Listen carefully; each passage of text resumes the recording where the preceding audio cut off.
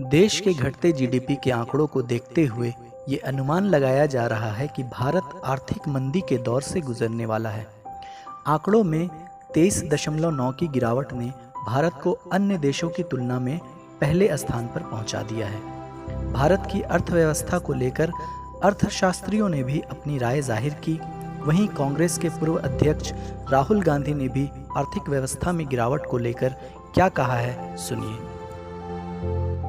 2008 में जबरदस्त आर्थिक तूफान आया पूरी दुनिया में, अमेरिका में, जापान में, यूरोप में, चाइना में, सब जगह आया।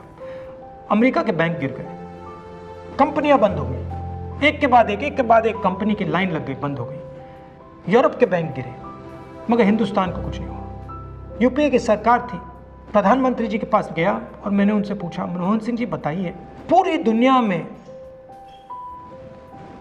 आर्थिक नुकसान हुआ है, हिंदुस्तान को कोई असर नहीं हुआ, कारण क्या है? मनमोहन सिंह जी ने कहा, राहुल, अगर हिंदुस्तान की अर्थव्यवस्था को समझना चाहते हो तो यह समझना होगा कि हिंदुस्तान में दो अर्थव्यवस्थाएं हैं। पहली असंगठित अर्थव्यवस्था और दूसरी संगठित अर्थव्यवस्था। संगठित अर्थव्यवस्था में बड़ी कंपनियां, नाम आप जानते हो।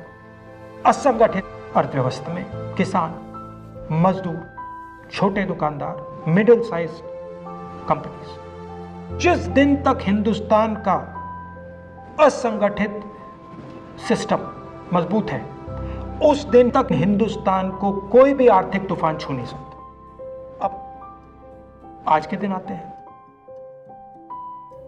पिछले 6 साल से बीजेपी की सरकार ने असंगठित अर्थव्यवस्था पर आक्रमण किया है। 3 बड़े उदाहरण तो मैं आपको अभी दे देता हूं। नोटबंदी, गलत जीएसटी और लॉकडाउन।